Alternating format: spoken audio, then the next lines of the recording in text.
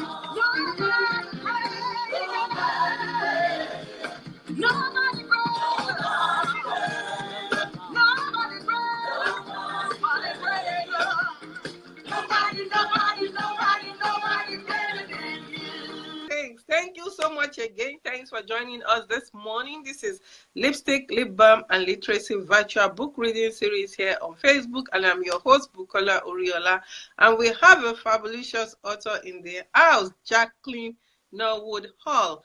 Thank you so much for coming in, Jacqueline. She's the author of Esther Bean, the Queen of Self-Esteem. Yes. So,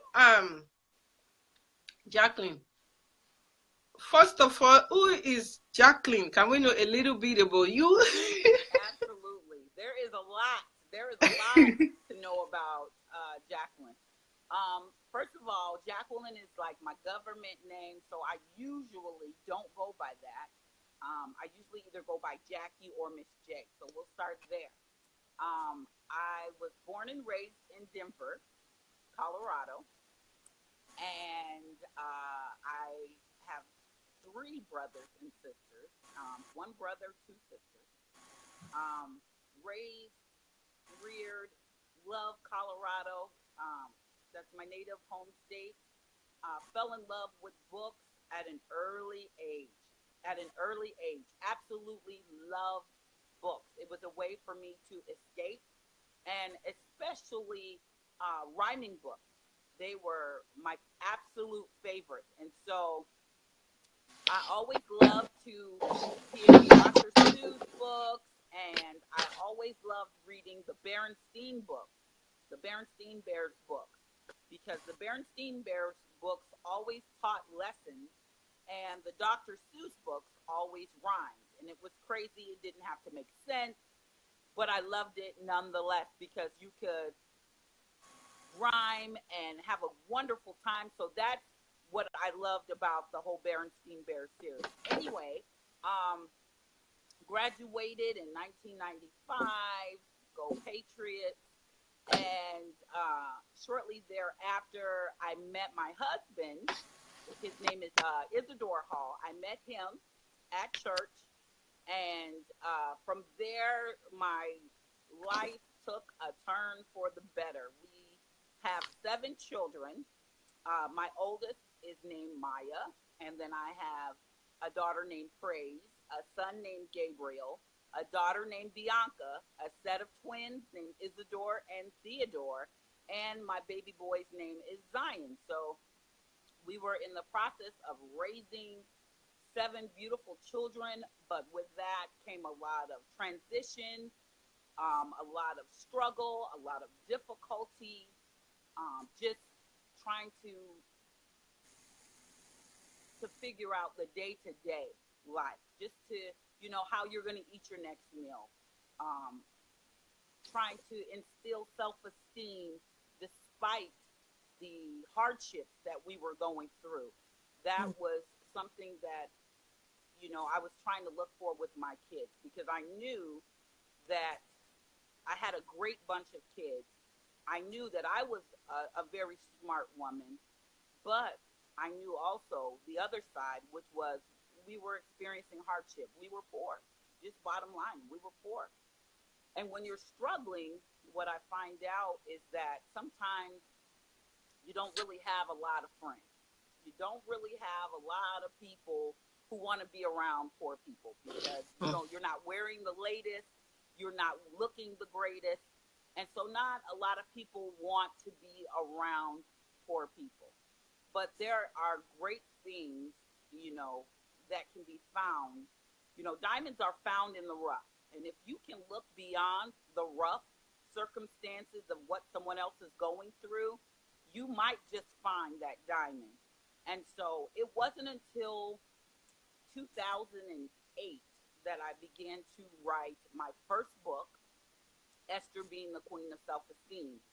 And it was written while we were living in a shelter, a homeless shelter, of all places. It was written when we were living in a homeless shelter.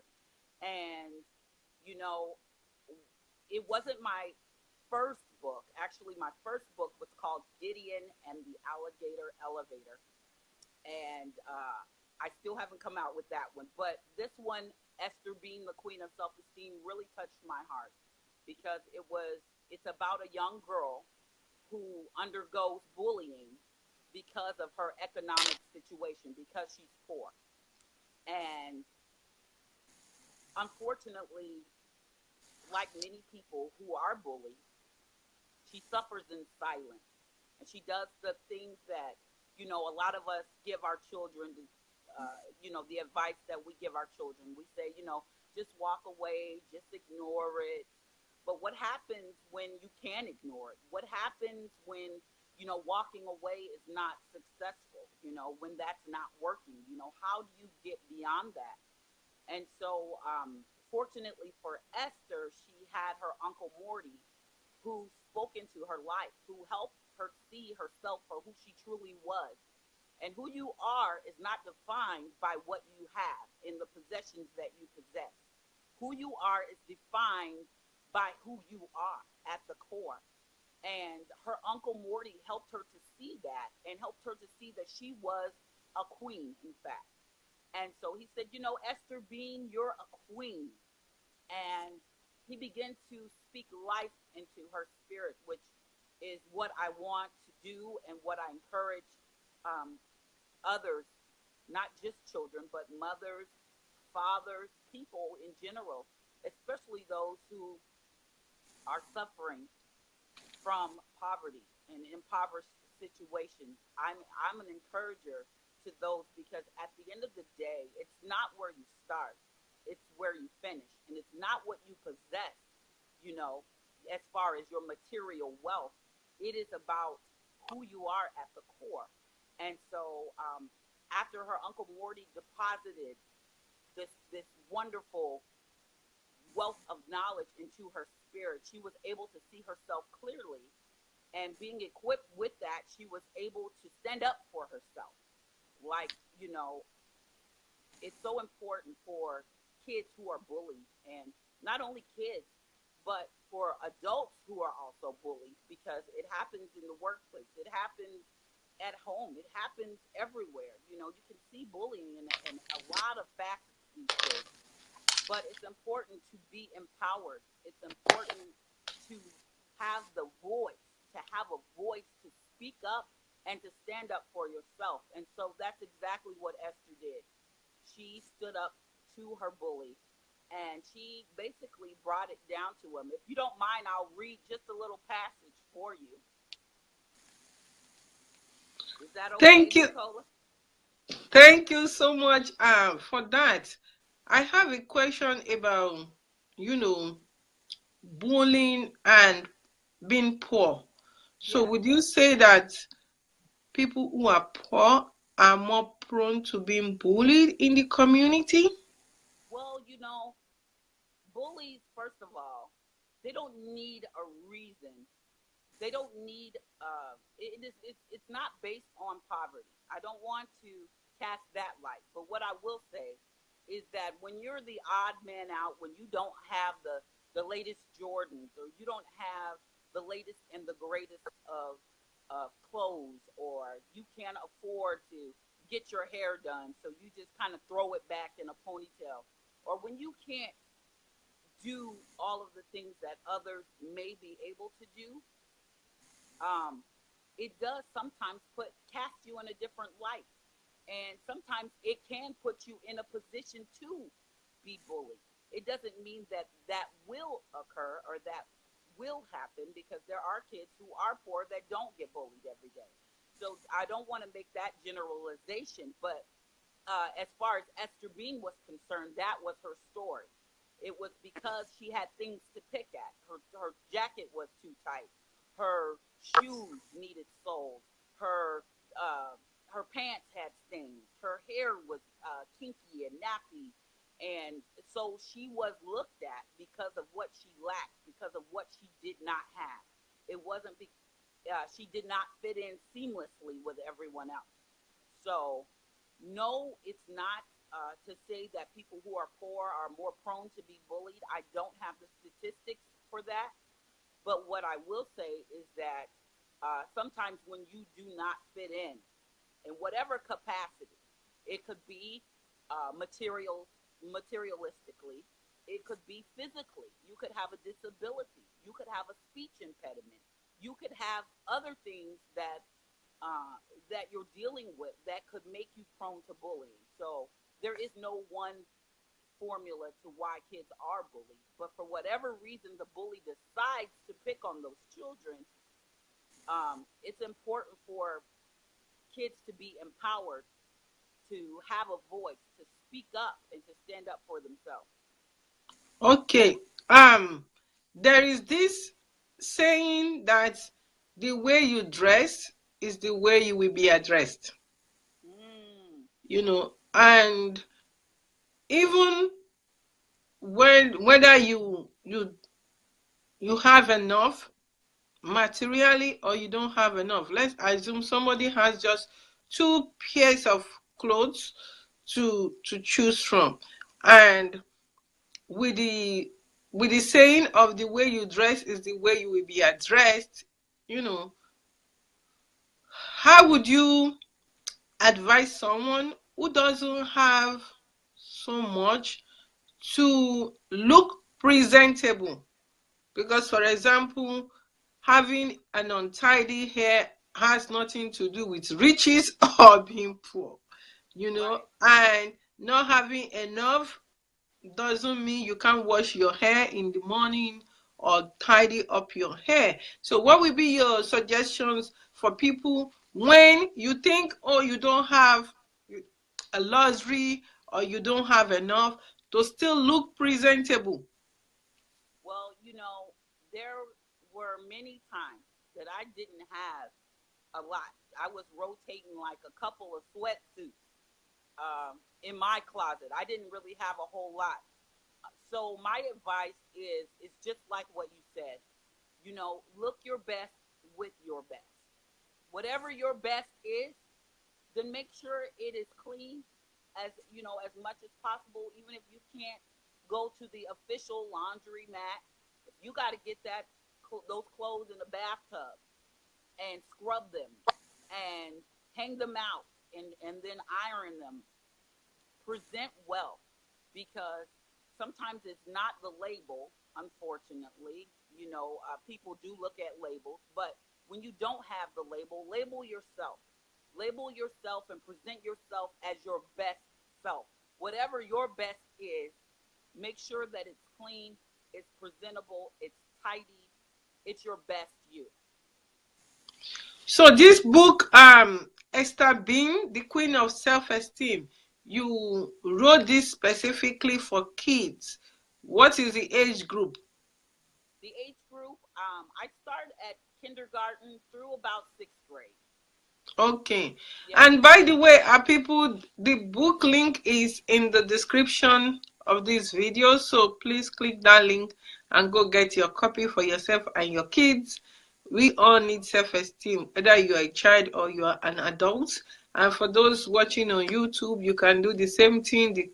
The link is in the description below the video. And those at home, the link is on the screen for you to follow to get a copy of that book for your kids. So this book, is it a book specifically for, African American kid audience?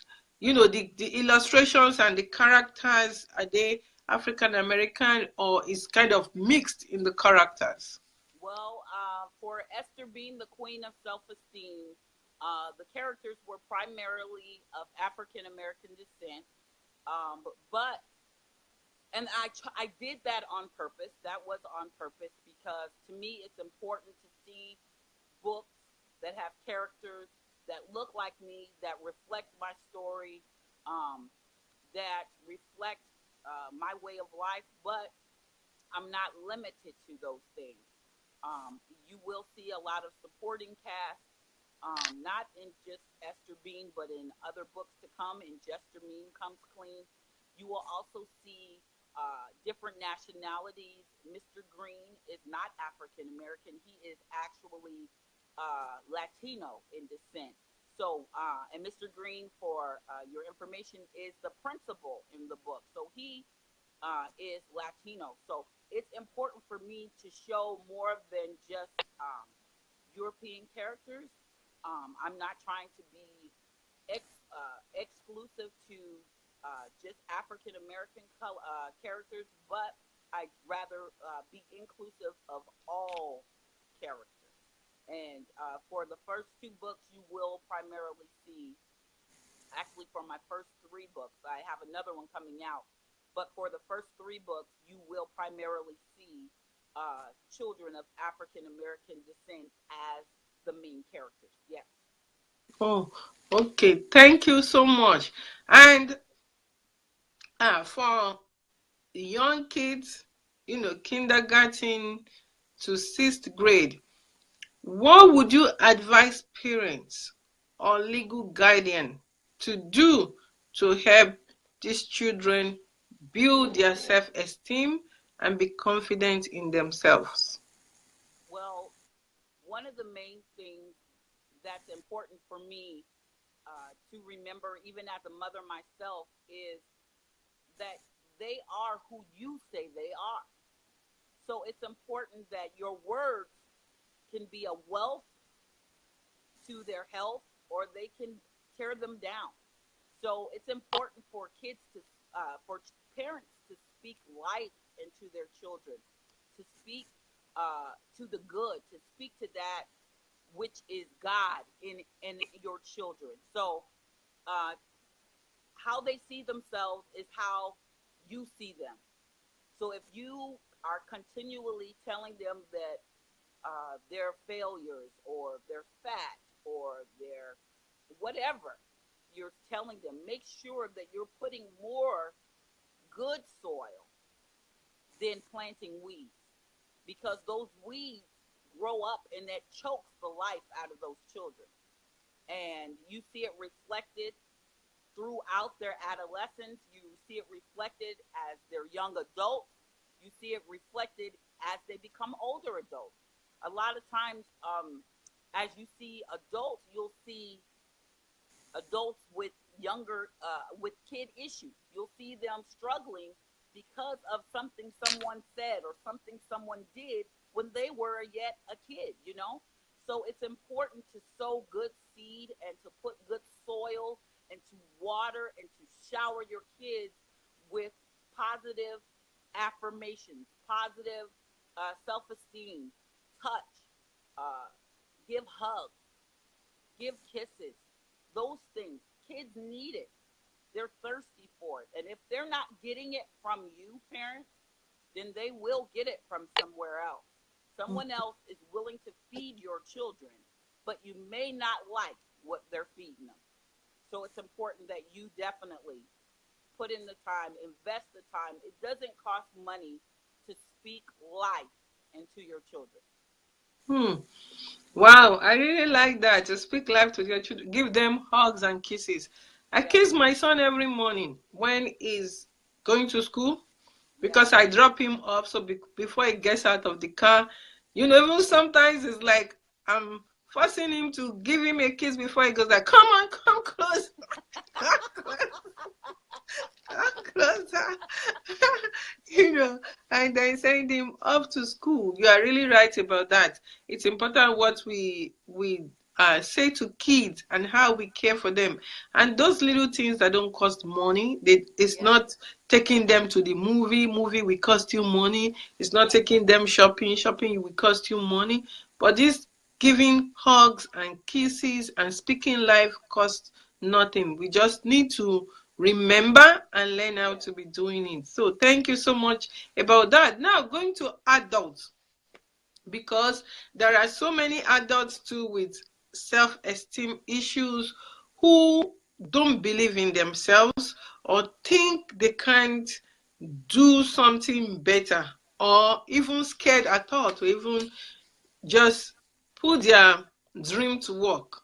Trying is like, oh no, I'm too I'm not worthy, I can't do it. If I do it, nobody will like it, or people will reject me. So, right. what will be your advice to adults who are struggling right now with self esteem?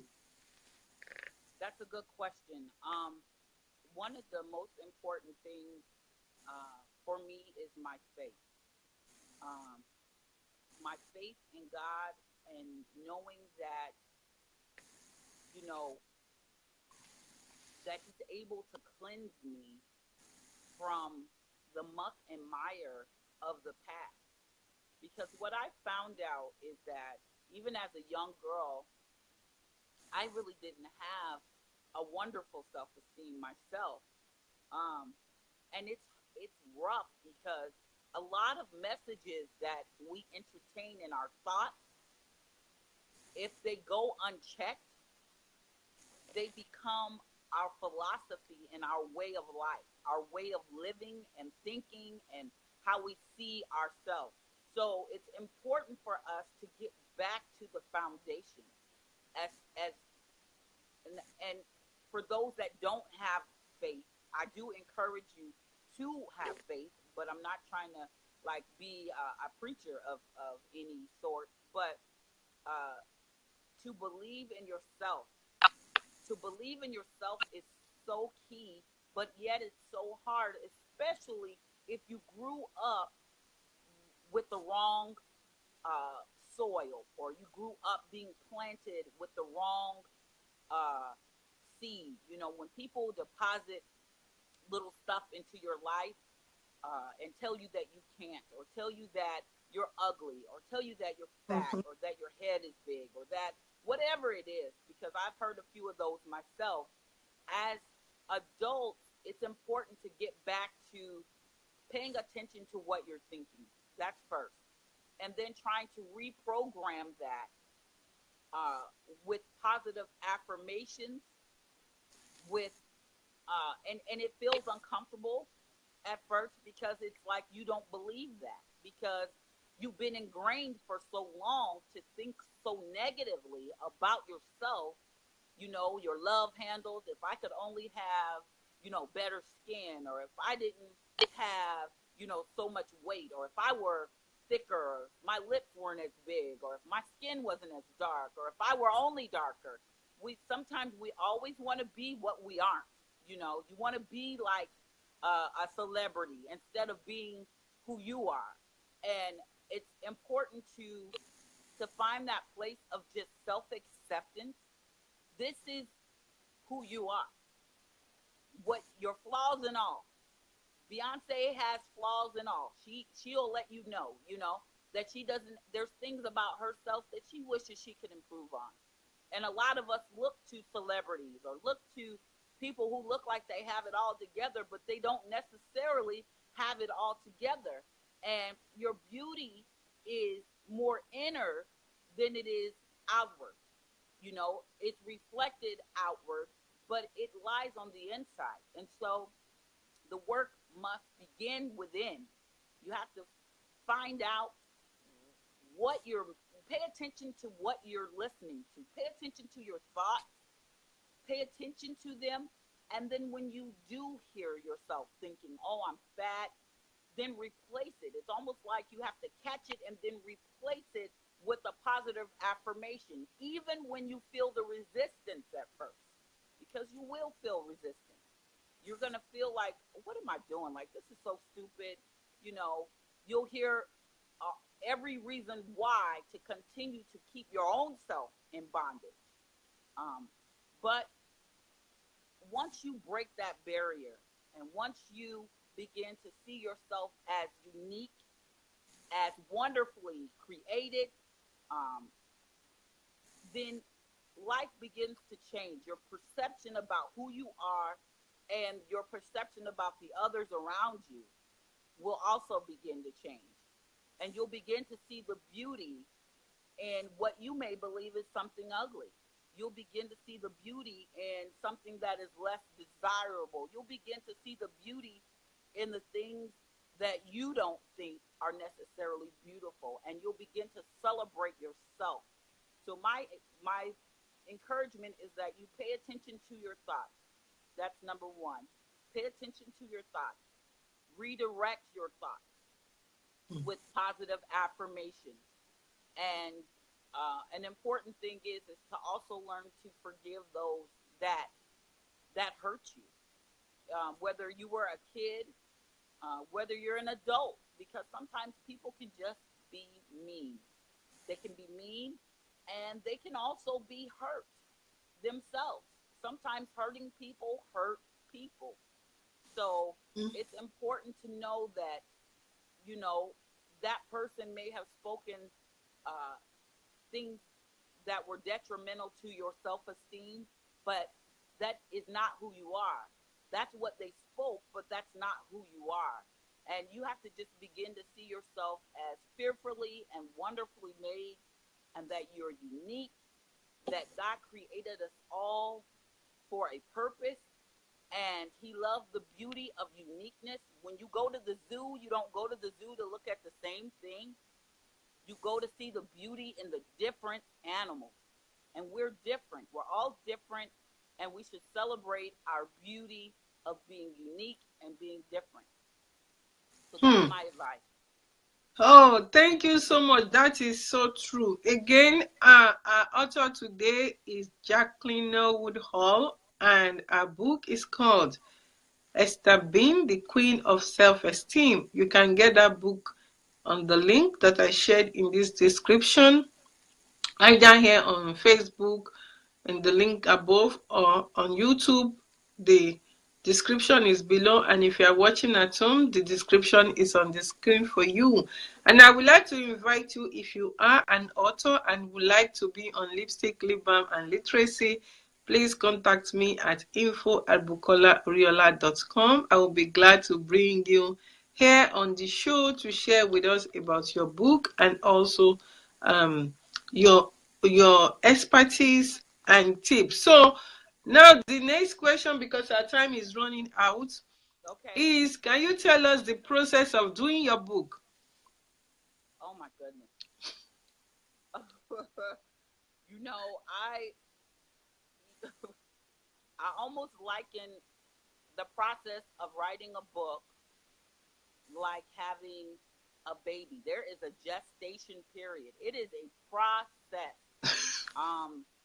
The the writing part is the best part for me. because it's, for me, it's like I get to escape to a different place. I get to become the character.